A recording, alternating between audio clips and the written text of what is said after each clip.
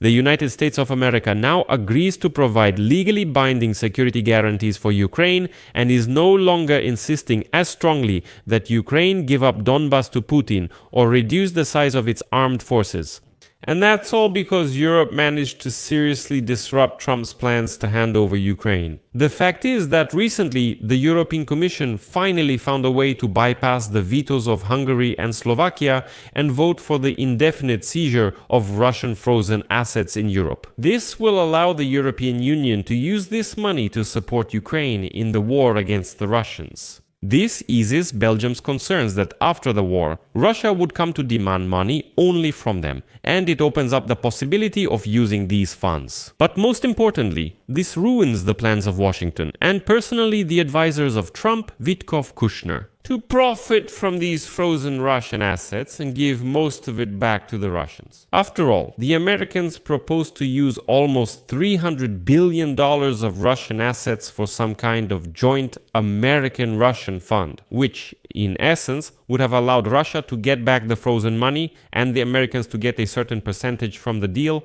but now neither Russia will be able to reach this money. If Europe doesn't want this, then neither Orban nor Fico will be able to stop the plans of the European Union. Let's explore this topic further, as it's an unprecedented step by the European Union that Brussels hesitated to take for a long time. Russia has already responded to this step.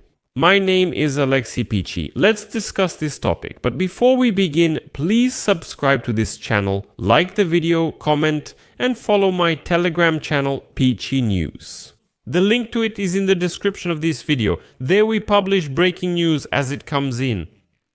So, the latest news says that behind the scenes, the Americans saw the statement by Ukrainian President Volodymyr Zelensky about the possibility of holding a referendum as sufficient progress to agree to another meeting in Berlin, which took place the day before. The latest information is that the Americans are ready to provide legally binding security guarantees based on the principle of NATO's Article 5 and to pass them through the United States Congress.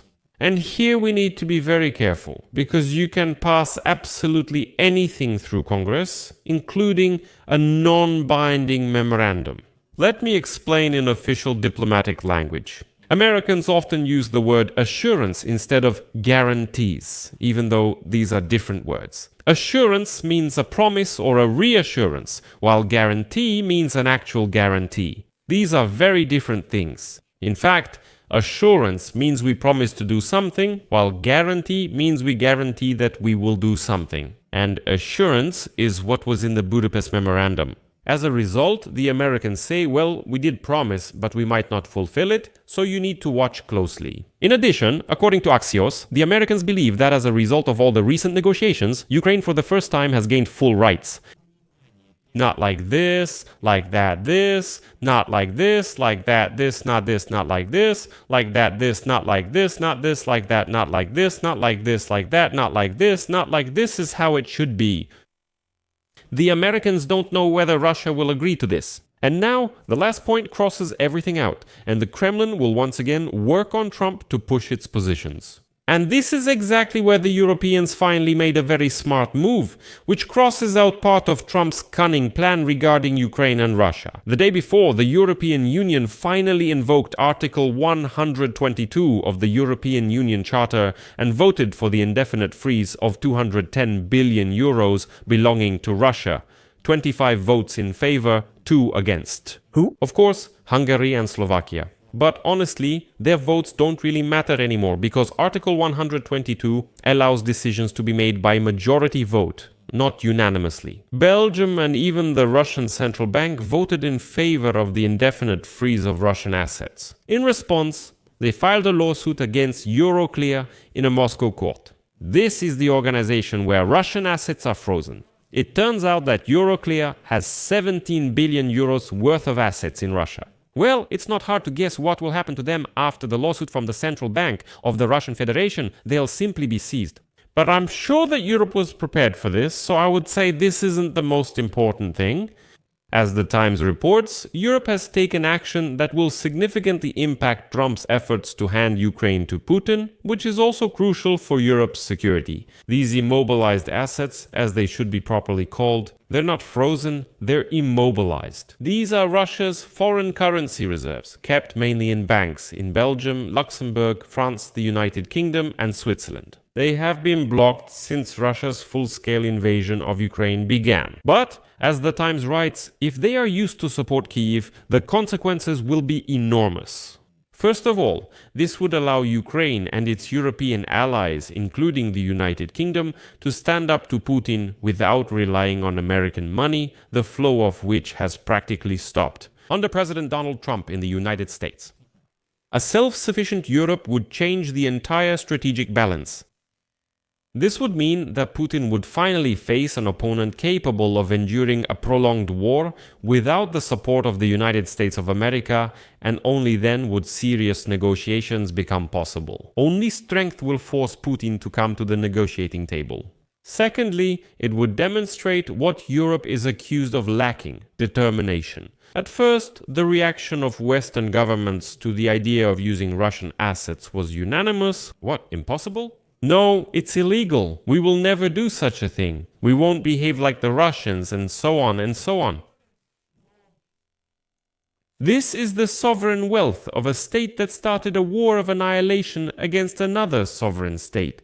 Russia destroyed the very legal guarantees it is now trying to hide behind, so it is completely legal to use Russia's frozen money. And one of the biggest concerns, especially for Belgium, which holds 180 billion euros of Russian reserves in its Euroclear depository and has so far opposed this plan, is the risk of lawsuits from the Kremlin. Let's admit it, Russia is truly a master at this kind of legal warfare, meaning it disregards international law itself. But as soon as its interests are affected, it immediately turns to that same international law. Russia spits on the West and says, "Ugh, the decaying West," and so on. But as soon as something affects them, they themselves run to these Western institutions to appeal certain decisions. They're masters at this. They're cynics, hypocrites, and empty talkers. You can insert any definition here. It will apply to any Russian. So, on December 12, Russia, or more precisely the Russian Central Bank, already filed a lawsuit in a Moscow court against Euroclear regarding the frozen assets. Suddenly they remembered the law. To solve this problem, European Union countries are discussing a collective guarantee that would protect Belgium from any losses at all. Another argument that some Western officials have repeatedly used is that confiscating Russian reserves would make Europe a less attractive place for other governments to keep their money. But here the answer might be simple. Let's put it this way. There just won't be a Europe worth investing in. If Russia is allowed to continue acting unchecked, the next victims of Russia's invasion could be Estonia, Latvia, Lithuania, and Poland. And this path leads directly to a war between NATO and Russia. The Europe you can invest in might simply no longer exist. Let me remind you that in February 2022, the West was only able to agree on freezing Russian assets and their possible use for the reconstruction of Ukraine. Later, the Allies allowed the use of income from these assets to support Ukraine.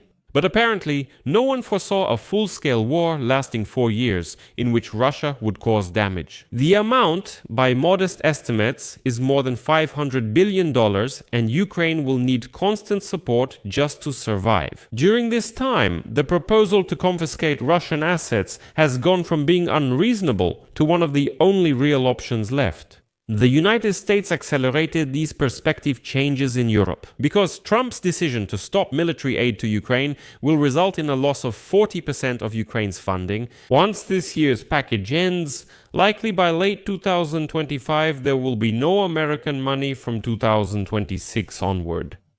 The remaining 60% has always been provided by Europe. Early next year, Ukraine could face the same situation as on the first day of the full-scale war.